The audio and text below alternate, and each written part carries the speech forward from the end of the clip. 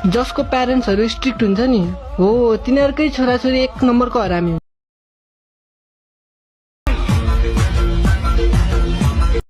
Welcome back to my YouTube channel टिच क्यापकटमा हजुरलाई स्वागत छ। सो भिडियोको रिभ्यू त अलरेडी हेर्ने भयो होला। हजुरले पनि यस्तो खालको भिडियो सजिलैसँग क्रिएट गर्न सक्नुहुन्छ र टिकटकमा धेरै ट्रेन्ड पनि रहेको छ, हजुरले पनि देख्न सक्नुहुन्छ। सो गरिसकेपछि क्यापकटमा क्लिक गर्नु होला। हजुरले क्यापकट चाहिँ इन्स्टल गरेको हुनुपर्छ। क्यापमा क्लिक गरिसकेपछि न्यू प्रोजेक्टमा क्लिक गर्नु होला। न्यू प्रोजेक्टमा क्लिक गरिसकेपछि अब हामीले चाहिँ यहाँनिर भिडियो क्लिप एउटा एड गर्नुपर्ने हुन्छ। हजुरलाई लिङ्क डिस्क्रिप्सनमा दिनेछु, डाउनलोड लिङ्क। सो फर्स्टमा हामीले भिडियो क्लिप एड गर्नुपर्ने हुन्छ। एडमा क्लिक गर्नु होला। हजुरले यो ट्युटोरियल बुझेर हजुरले गर्न सक्नुहुन्छ। सो यसलाई चाहिँ म्युट गरिदिनु पर्ने हुन्छ, म्युट गर्नु होला। गरिसकेपछि अब हामीले इन्डिङलाई सिलेक्ट गरेर डिलिट गर्नु होला। गरिसकेपछि यहाँ व्हाइट कलरको बक्स रहेको छ प्लसको, त्यसमा क्लिक गरेर फोटोमा जानु होला। फोटोमा गइसकेपछि अब हामीले टोटल 5 वटा फोटो सिलेक्ट गर्नुपर्ने हुन्छ। यहाँ देख्न सक्नुहुन्छ हजुरले 1 2 3 4 एन्ड 5 वटा सिलेक्ट गरिसकेपछि एडमा क्लिक गर्नु होला। क्लिक गरिसकेपछि अब हामीले चाहिँ यहाँनिर देख्न सक्नुहुन्छ हजुरले। सो हामीले फर्मेट दिनुपर्ने हुन्छ, स्क्रल गर्नु होला र फर्मेटमा क्लिक गरेर 60:9 दिनु होला। दिइसकेपछि फेरि ब्याक आउनु होला। आइसकेपछि अब हामीले चाहिँ अल फोटोलाई र भिडियो क्लिपलाई रोटेट गर्नुपर्ने हुन्छ। सो भिडियो क्लिपमा क्लिक गरेर स्क्रल गर्नु होला, एडिटमा क्लिक गरेर रोटेट गर्नु होला। फेरि फोटोमा पनि यसरी स्क्रल गरेर फोटोमा क्लिक गरेर रोटेटमा क्लिक गरेर एडिटमा क्लिक गरेर रोटेट गर्नु होला। फेरि फोटोमा क्लिक गरेर स्क्रल गरेर एडिटमा क्लिक गरेर रोटेट गर्नु होला।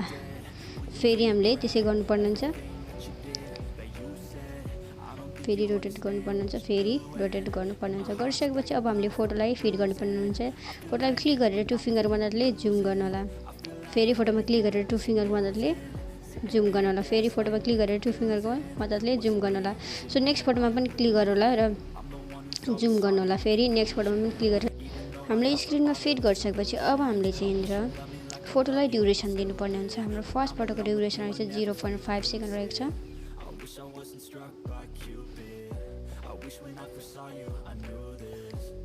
सो सेकेन्ड फोटोको ड्युरेसन पनि 0.5 सेकेन्ड रहेको छ। थर्ड फोटोको ड्युरेसन पनि 0.5 सेकेन्ड रहेको छ। फोर्थ फोटोको ड्युरेसन चाहिँ 0.4 सेकेन्ड रहेको छ। र लास्ट फोटोको ड्युरेसन 0.5 सेकेन्ड रहेको छ हाम्रो।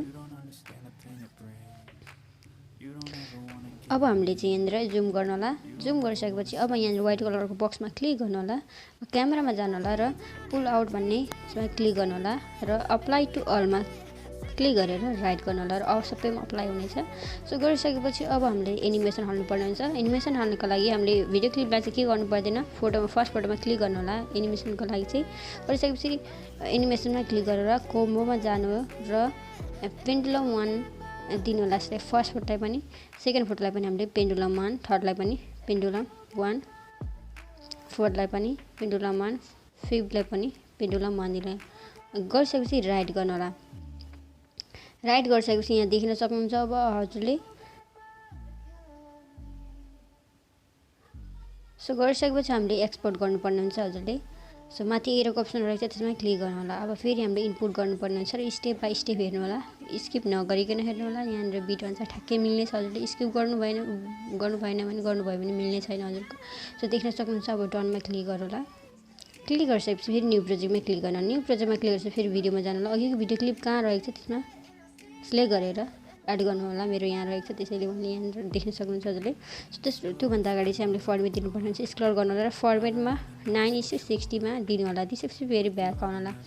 ब्याक आइसकेपछि इन्डिङलाई सिलेक्ट गरेर डिलिटको अप्सनमा क्लिक गरेर डिलिट गरिदिनु होला। गरिसकेपछि अब हामीले चाहिँ फेरि यसलाई रोटेट गर्नुपर्ने हुन्छ। फेरि भिडियो क्लिपमा क्लिक गरेर स्क्रल गर्नु होला, एडिटको अप्सनमा क्लिक गरेर 3 टाइम्स रोटेटमा 1 2 3 यसरी गर्नु होला। गरिसकेपछि अब हामीले ब्याकग्राउन्ड म्युजिक एड गर्नुपर्ने हुन्छ। स्टार्टेड पोजिसनमा आउनु होला र एड अडियोमा क्लिक गर्नु होला, एक्सट्रामा क्लिक गर्नु होला। ब्याकग्राउन्ड म्युजिकको डिस्क्रिप्सनमा लिङ्क दिनेछु हजुरलाई, त्यहाँबाट हजुरले डाउनलोड गर्नु होला। सो मेरो यहाँ रहेको छ, मैले डाउनलोड गरिसकेको छु। सो सिलेक्ट गर्नु होला। सिलेक्ट गरिसकेपछि इनपुट साउन्ड अन्लीमा क्लिक गर्नु होला। गरिसकेपछि यहाँ देख्न सक्नुहुन्छ हाम्रो सो यहाँ देख्न सक्नुहुन्छ हजुरको हाम्रो एकदम प्रोफेसनल र कुल लागिरहेछ हजुरको यहाँ देख्न सक्नुहुन्छ। हजुरले त्यस्तै खालको भिडियो मन परिरहेछ भने हजुरले लाइक गर्नु होला र मेरो च्यानलमा नयाँ हुन्छ भने मेरो च्यानललाई सब्सक्राइब पनि गर्नु नभुल्नु होला। माथि हेरेको अप्सन रहेछ त्यसमा क्लिक गर्नु होला ग्यालेरीमा सेभ गर्नको लागि। So thank you so much. Next भिडियोमा भेटौँला अब हामी।